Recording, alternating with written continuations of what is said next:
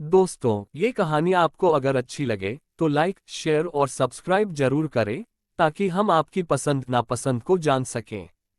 तो आइए शुरू करते हैं एक मजेदार कहानी। बहुत पुरानी बात है। पाली गांव में एक लड़का रहता था। अभी वह छोटा ही था कि माता पिता की मृत्यु हो गई। बालक के चाचा उसे अपने घर ले आए। बालक वहां बड़ा होने लगा। अपने परिश्रम और अच्छे स्वभाव के कारण चाचा तो उसे बहुत प्यार करते थे, परंतु उसको मिलने वाले प्यार दुलार के कारण चाचा की बेटी मन ही मन उससे ईर्ष्या करने लगी। समय अपनी गति से चलता रहा। घर की आर्थिक स्थिति धीरे धीरे बिगड़ गई। कोई और चारा न देख उस लड़के ने अपने मित्रों से बात की तो मित्रों ने अनाज और अन्य साधनों से उसकी सहायता की। बालक के संपन्न मित्र कठिनाई पड़ने पर उसकी सहायता करते रहते थे। परिस्थितियां ऐसी बनी, धीरे धीरे उनके परिवारों का कर्ज बढ़ता रहा। मित्रों के परिवारों से लिया कर्ज उस बालक को व्यथित करता था। एक दिन उस बालक ने अपने चाचा से बात की और कर्ज चुकाने के लिए क्या किया जाए, इसके संबंध में विचार विमर्श किया। चाचा अपनी अस्वस्थता को घर के बुरे समय के लिए कारण मानते थे। बालक ने उनको सांत्वना दी और समझाया, परिवार पर जब कष्ट आता है तो उसे दूर करने की जिम्मेदारी घर के हर सदस्य की होती है। अब चाचा जी, मैं तो आपके अतिरिक्त किसी को अपना पिता नहीं मानता। अगर आप मुझे अपना मानते हैं तो अपने इस बेटे को बताइए कि मैं क्या करूं कि घर की स्थिति सुधर जाए।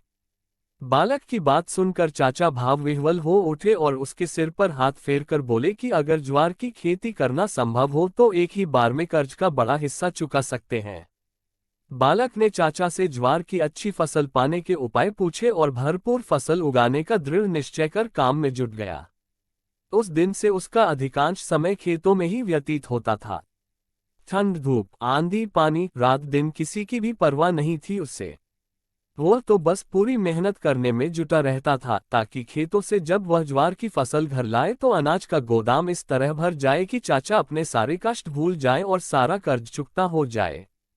कितना समय बीत गया, इसका पता उस बालक को तब चला जब उसके खेतों में ज्वार की फसल पककर तैयार हो गई। खेतों में जहां तक दृष्टि जाती थी, पकी फसल का सुनहरी रंग दिखाई देता था। पूरे गांव में किसी के भी खेतों में ऐसी फसल नहीं थी। चाचा भी अपने बच्चे के परिश्रम की प्रशंसा सुनकर गर्व से भर उठता था। पकी फसल खेतों में अधिक समय तक नहीं रखी जा सकती। आंधी पानी के साथ साथ जंगली जानवरों द्वारा भी फसल नष्ट होने का खतरा था, परंतु अकेले सारा अनाज काटकर खलिहानों तक लाना, कोठार में अन्न भंडारण कर पाना बालक के लिए अत्यंत कठिन कार्य था। गांव में सब अपने अपने कार्य में जुटे थे। यूं भी इनके खेतों में उपजे अनाज को देखकर सभी में ईर्ष्या का कुछ न कुछ अंश तो दिखाई दे रहा था। इसलिए सहायता के लिए बहुत आग्रह करने पर भी सबने बाद में देखेंगे, अभी अपना काम तो कर ले, कहकर लगभग ना में उत्तर दे ही दिया।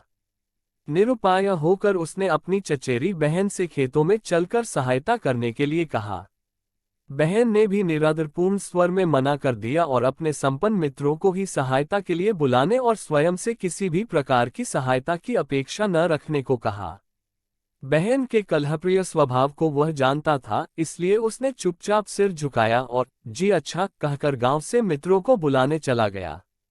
उसके जी अच्छा कहने में बहन को उस लड़के के घमंडी होने का आभास लगा।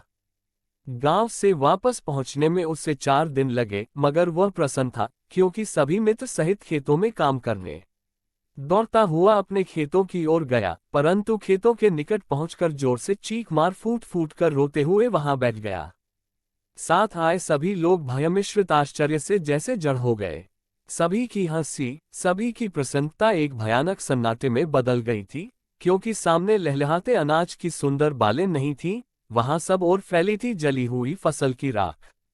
लड़के के रोने का स्वर धीरे धीरे मौन हो गया। वह स्तब्ध सा फटी फटी आंखों से खेतों को देखते हुए राख को मुट्ठी में उठाकर अधजले दानों को अलग करने लगा। मित्रों ने उसे उठाया। सभी पास की चट्टान पर बैठे ही थे कि कुछ गांव वाले उनके पास आकर बोले, बेटा, तुम्हारे रोने की आवाज सुनकर हम इधर आए हैं। जो होना था सो हो गया, अब हिम्मत रखनी होगी तुमको, क्योंकि उस ईश्वर ने जाने तुम्हारे भाग्य में क्या लिखा है। कैसे रात दिन एक कर दिया था तुमने, इन खेतों में नए प्राण भरकर पूरे गांव में सबसे अच्छी फसल उगाई थी तुमने, पर इस आग ने सब कुछ भस्म कर दिया।